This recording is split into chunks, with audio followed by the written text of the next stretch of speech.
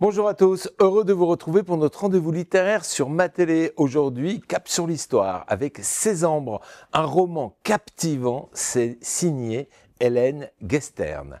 Alors, à travers une intrigue intime qui va mêler passé et présent, ce récit va nous entraîner dans les secrets de mémoire et d'identité. Pour nous accompagner, Patrice est là, il va nous guider dans ce magnifique voyage littéraire. Bonjour Patrice. Bonjour Bertrand.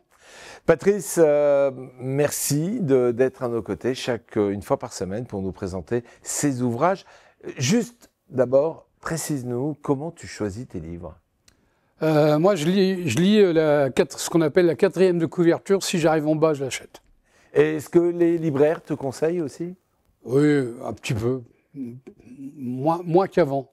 J'avais une libraire qui m'a fait découvrir des tas d'auteurs. Celle-là, cette fille-là, cette dame, Hélène Guestern, je l'ai découverte avec un roman dont j'ai parlé, 555. Ah oui, je m'en souviens. Voilà. Je m'en souviens. Donc, ce qui t'a donné envie d'aller découvrir... Voilà, ce roman qu'elle a écrit après. Bon, moi, maintenant, j'attends un petit peu qu'il sorte en poche.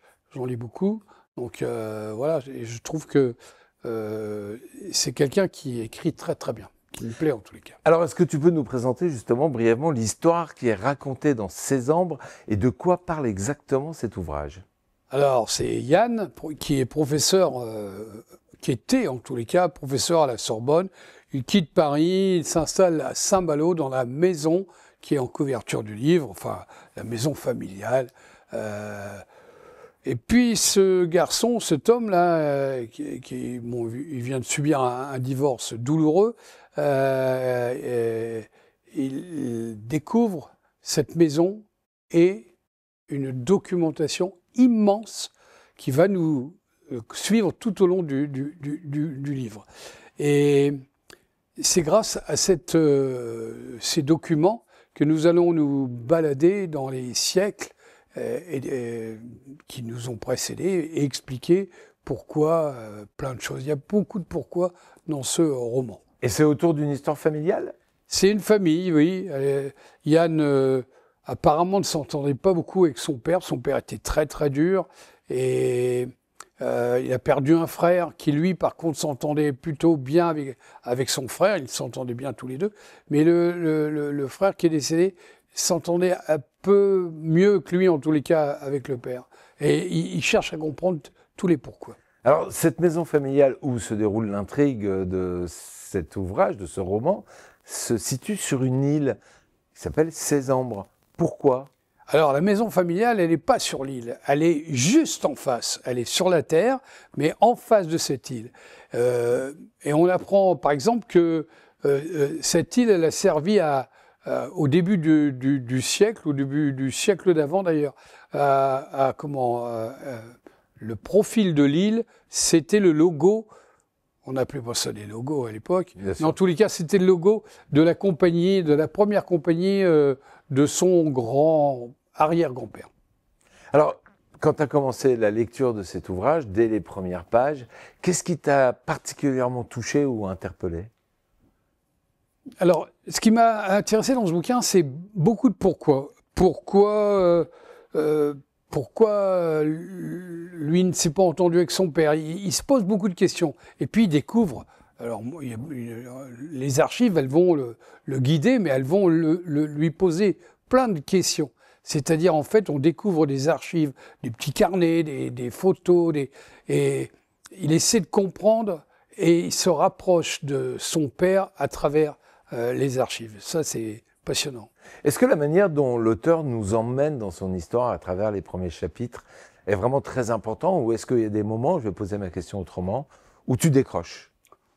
Il y a eu des ouvrages où tu n'as pas eu la patience d'aller un peu plus loin pour rentrer dans l'histoire. Ça m'est déjà arrivé avec certains livres, mais pas celui-là en tous les cas. Parce que celui-là, il est, encore une fois... Dès le début, il t'emmène. Voilà, elle raconte, c'est une histoire d'un homme qui cherche à comprendre pourquoi une famille, c'est une maison familiale, pourquoi une famille, enfin il se pose plein de pourquoi. Donc, à travers cet ouvrage, on va parcourir des périodes historiques nombreuses et différentes. Comment est-ce que Hélène, elle fait le lien entre le passé et le présent? À travers les archives.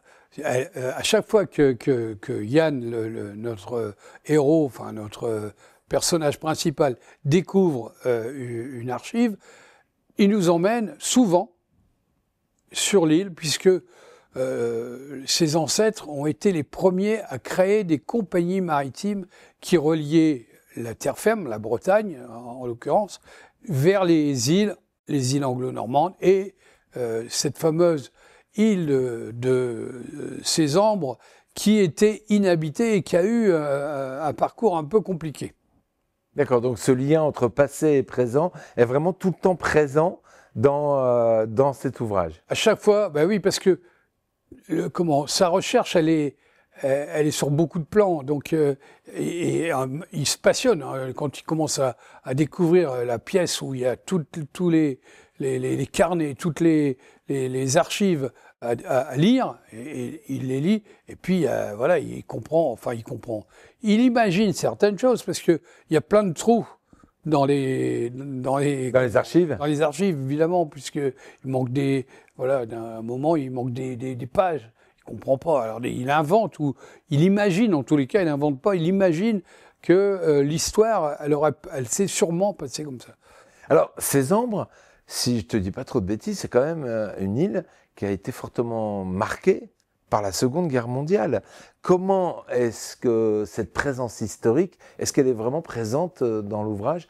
Ah oui, on parle beaucoup de cette île. On explique d'ailleurs que au début des années d'après-guerre, l'île était complètement interdite parce que elle a été pilonnée. Alors moi j'ai découvert ça. Ça c'est vrai, je suis allé regarder. Elle a été pilonnée par l'aviation de nos alliés. Et pour quelle raison, si c'est une petite île? Parce que non, il y avait 500 ou 600 soldats allemands, italiens.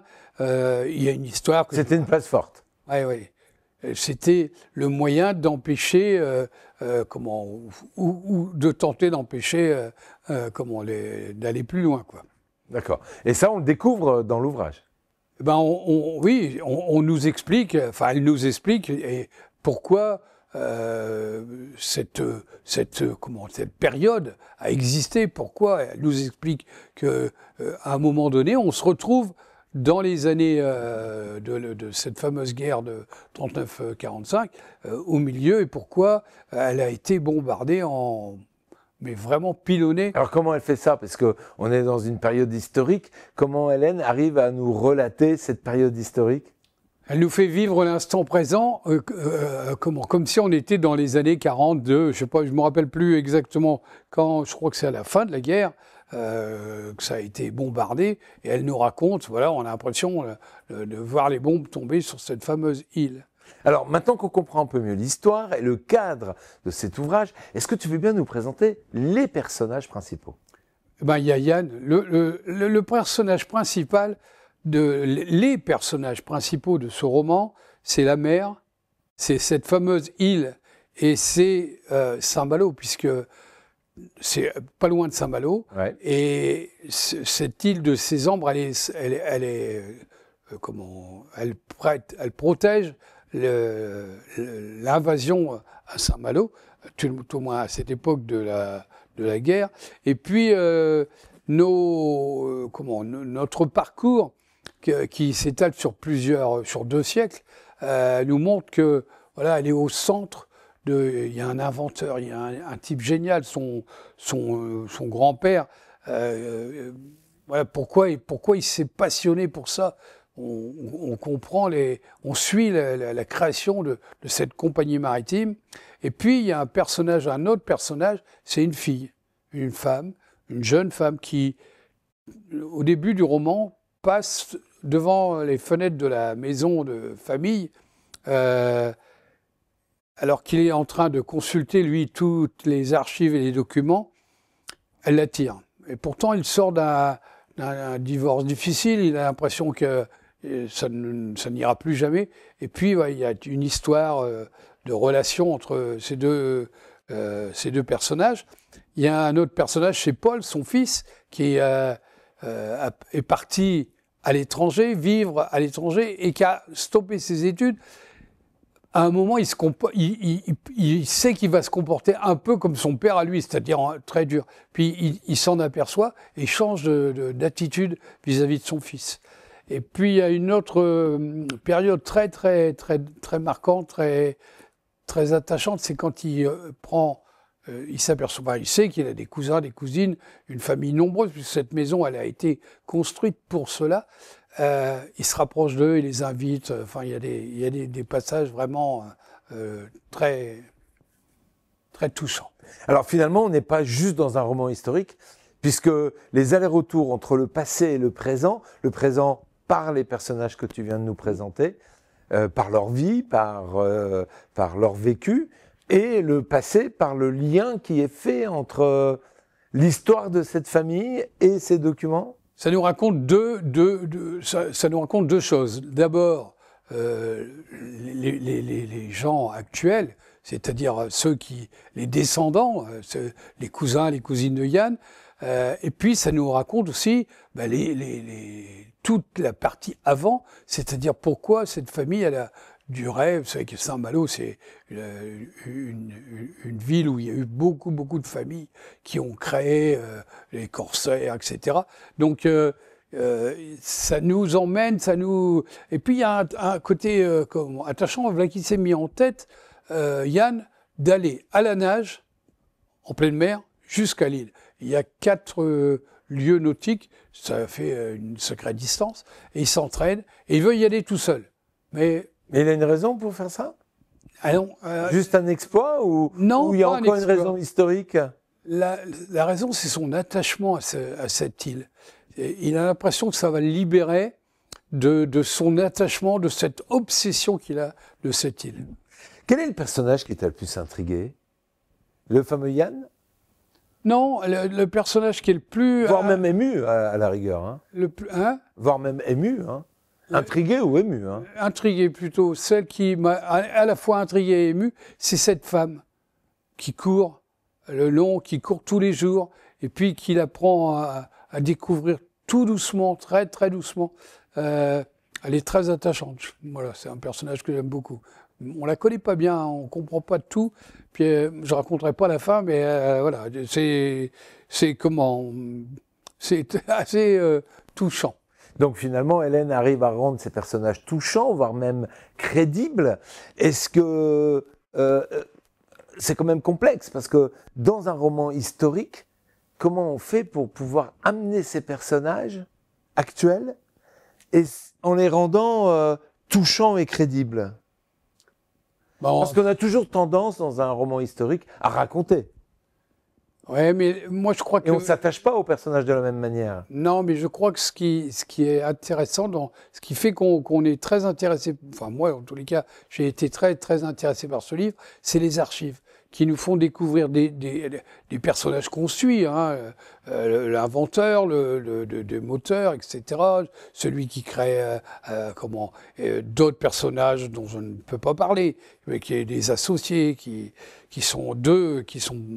créent des problèmes en tous les cas.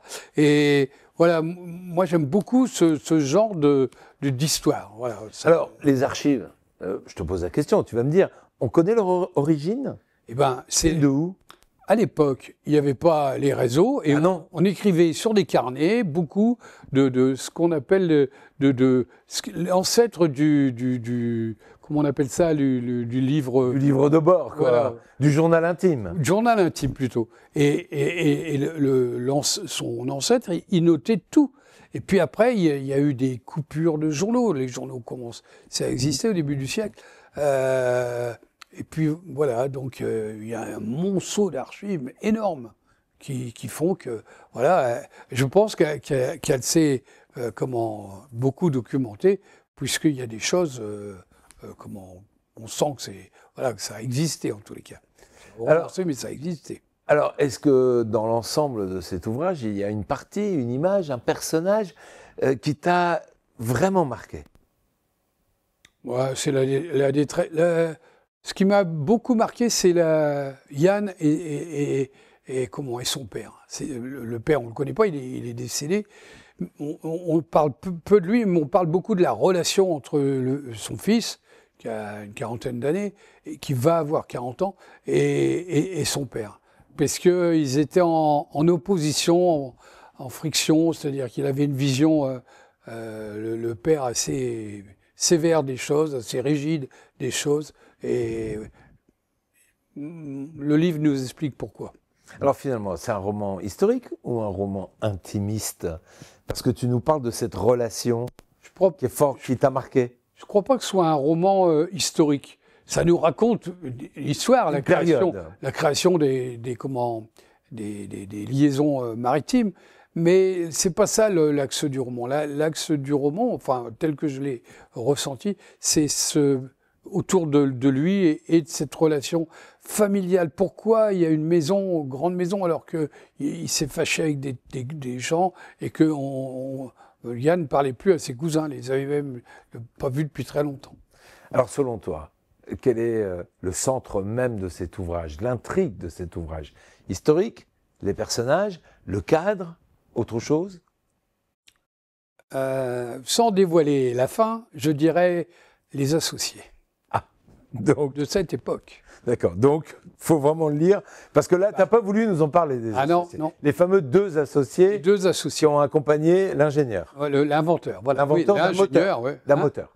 Il était inventeur de moteurs et il faisait dessiner ces bateaux. On apprend beaucoup de choses sur les bateaux. C'est le début c'est l'abandon des voiles sur les gros bateaux. Donc c'est le début des moteurs, des bateaux motorisés quand même. Hein. Donc c'est important. Alors c'est un style d'écriture qui t'a emmené, qui est facile à lire. Et tu sais qu'à chaque fois, j'aime bien te demander à qui s'adresse, selon toi, cet ouvrage. Qui peut le lire? Tu le conseilles aux amoureux d'histoire, aux amoureux de romans, d'histoire familiale, de sagas, Ceux qui aiment bien la mer. Ah oui. Puisque la mer est un des principaux personnages du livre. Et puis ceux qui aiment bien les voyager. Voilà, ça nous fait beaucoup voyager, puisque c'est étalé sur 2 siècles. Donc ça nous fait comprendre pas mal de choses. Est-ce qu'il y a une réflexion particulière ou une émotion que tu as ressentie en fermant cet ouvrage qui nous fait voyager, oui, mais aussi voyager dans le temps entre le passé et le présent? Ce qui m'a le plus touché, je ne peux pas en parler, parce que c'est la fin du livre. D'accord, ok. Bon, écoute, un grand merci à toi. Voilà. C'est un véritable mystère qu'on laisse découvrir. Il faut absolument le lire. Et ben voilà. Et ben j'espère que cet entretien avec Patrice vous aura donné envie de découvrir Césembres, un roman subtil et émouvant signé par Hélène Gestern, qu'on peut trouver chez Gallimard et maintenant aux éditions Folio en poche. Et ben voilà, et je sais que tu aimes bien ces éditions poche parce qu'elles sont abordables, très abordables. Ce livre-là coûte moins de 10 €, je crois. Donc voilà de quoi passer un très bon moment. Un livre qui va vous rappeler la puissance des souvenirs, mais aussi l'importance du lien entre passé et présent. Merci beaucoup, Patrice. Merci, Bertrand. À la semaine prochaine. Oui.